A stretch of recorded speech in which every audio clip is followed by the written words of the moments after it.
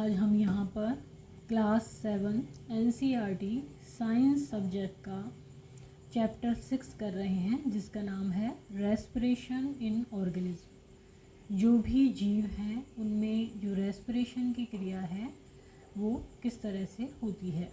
One day Buzo was eagerly waiting to meet his grandparents who were coming to the town after a year।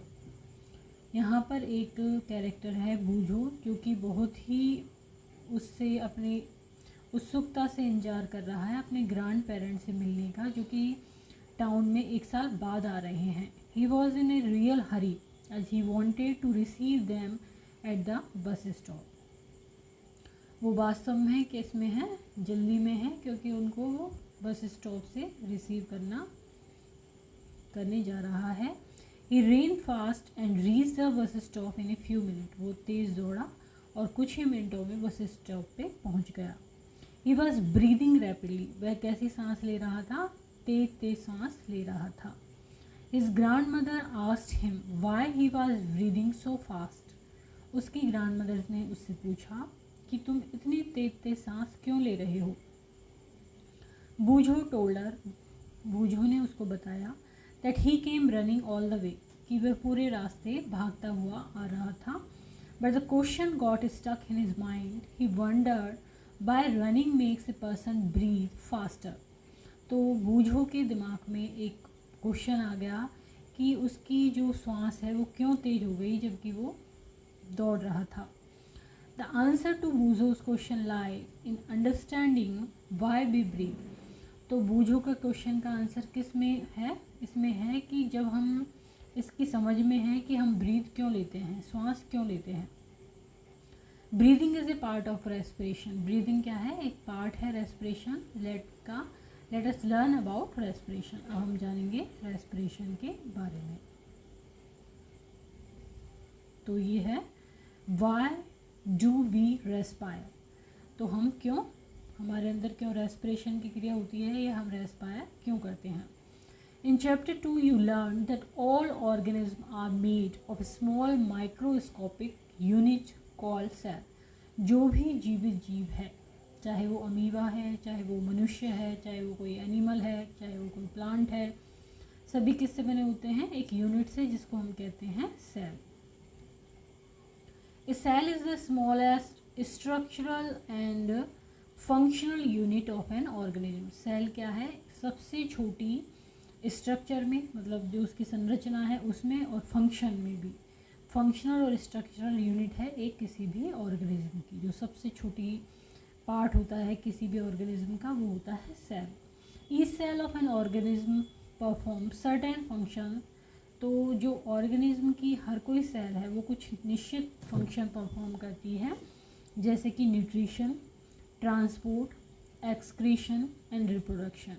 Nutrition जो हमारी GIT की cells हैं, transport blood जो cells हैं, excretion kidney से संबंधित।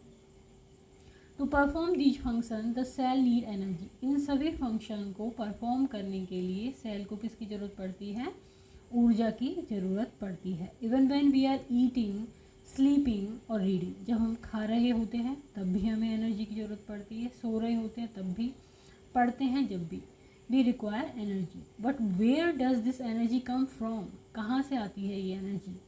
Can you say why your parent insist that you should eat regularly.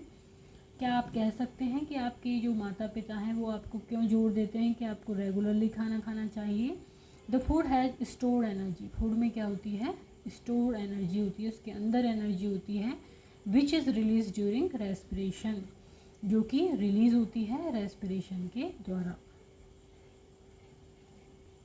Therefore all living organism respire to get energy from food. तो इसीलिए जो सभी जीवित ऑर्गेनिज्म हैं वो फूड से एनर्जी प्राप्त करते हैं। During breathing we breathe in air. हम हवा में सांस लेते हैं। You know that air contain oxygen. Air में क्या होता है, ऑक्सीजन होता है। We breathe out air which is rich in carbon dioxide. हम क्या करते हैं, ब्रीद आउट मतलब सांस में हम बाहर क्या निकालते हैं, ऐसी एयर जिसमें कार्बन डाइऑक्साइड की मात्रा ज़्यादा होती है। The air we breathe in is transported to all parts of the body. जो हम सांस लेते हैं वो हमारे पूरे शरीर के पार्ट में ट्रांसपोर्ट हो जाता है and ultimately to each cell, और अल्टीमेटली ये हर सेल के पास पहुंच जाता है। In the cell oxygen in the air helps in the break down of food. तो अब जब सेल में पहुंचता है तो वहाँ पर ऑक्सीजन क्या काम करती है, फूड के ब्रेक डाउन का काम करती है। The process of break down of food in the cell with the release of energy is called cellular respiration. तो ये जो प्रक्रिया है जिसमें फूड के ब्रेक डाउन से, जो सेल में फूड है उसके ब्रेक डाउन से एनर्जी रिलीज होती है, उसी को हम क्या कहते हैं, क्योंकि सेल की लेवल पर हो रही है तो हम इसको क्या कहते हैं, cellular respiration. Cellular respiration takes place in cell of all organism. जो सभी ऑर्गेनिज्म हैं उनकी सेल में क्या होता है, सेलुलर ऑर्गेनिज्म होता है, रेस्पिरेशन होता है। In the cell the food glucose is broken down into carbon dioxide. Cell में क्या होता है, जो ग्लूकोज है वो कार्बन डाइऑक्साइड में टूट जाता है एंड वाटर में यूजिंग ऑक्सीजन। ऑक्सीजन लेता है और ग्लूकोज सेल के अंदर टूट जाता है, किसमें, कार्बन डाइऑक्साइड और वाटर में। When break down of glucose occurs with the use of oxygen, जब ये ग्लूकोज का ब्रेक डाउन ऑक्सीजन की प्रेजेंस में होता है, ऑक्सीजन को यूज़ करके होता है, तो उसको कहते हैं aerobic respiration. Food can also be broken down without using oxygen. Food बिना ऑक्सीजन के भी ब्रोक डाउन होता है, this is called anaerobic respiration. इसको क्या कहते हैं, एनारोबिक रेस्पिरेशन कहते हैं। Break down of food releases energy, और फूड के ब्रेक डाउन से क्या निकलती है, ऊर्जा निकलती है।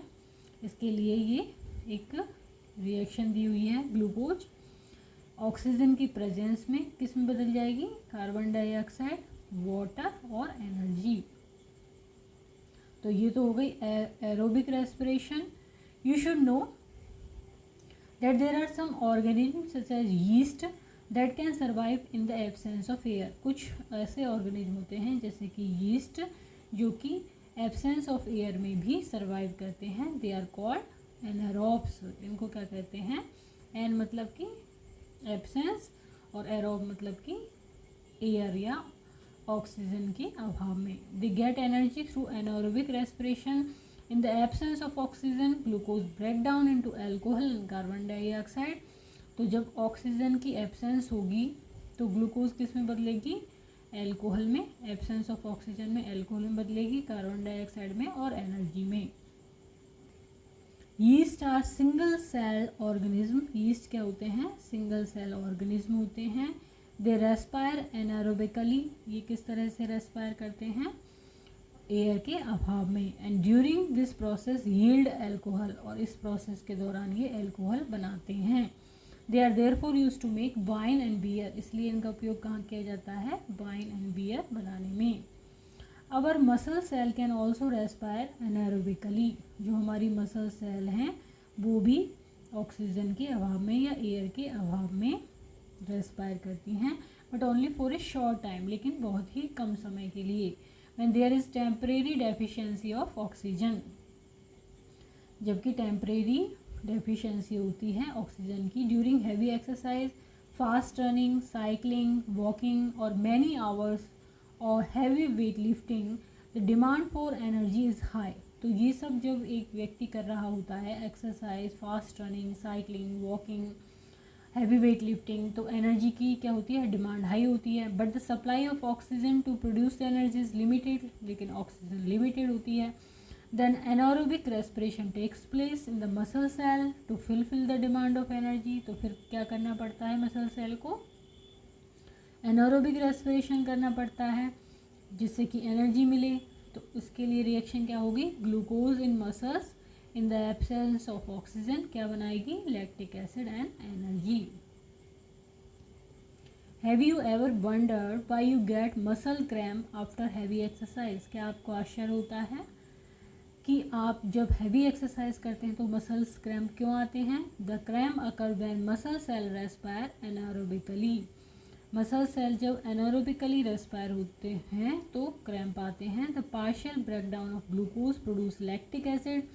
The accumulation of lactic acid causes muscle cramp. तो जो एनारोबिक कंडीशन में लैक्टिक एसिड बना है उसकी वजह से मसल क्रैम्प आते हैं। We get relief from cramp after a hot water bath और ए मसाज। जब हम मसाज करते हैं या फिर हॉट वाटर बाथ लेते हैं तो ये क्रैम्प रिलीफ हो जाते हैं। Can you gas why it is so? क्यों होता है ऐसा? हॉट वाटर बाथ और massage improve circulation of blood. क्या होता है कि जो गर्म पानी की हमने नहाए हैं जिससे हम या मसाज ली है तो उससे ब्लड सर्कुलेशन बढ़ता है। As a result the supply of oxygen to the muscle cell increases. इस तरह से जो ऑक्सीजन की सप्लाई है वो बढ़ जाती है मसल सेल्स में।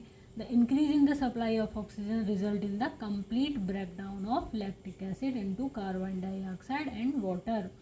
तो उससे क्या होता है, जो लैक्टिक एसिड है वो ब्रेक डाउन होके कार्बन डाइऑक्साइड और वाटर में बदल जाता है। तो इस वजह से हमारे क्रैम्प रिलीव हो जाते हैं।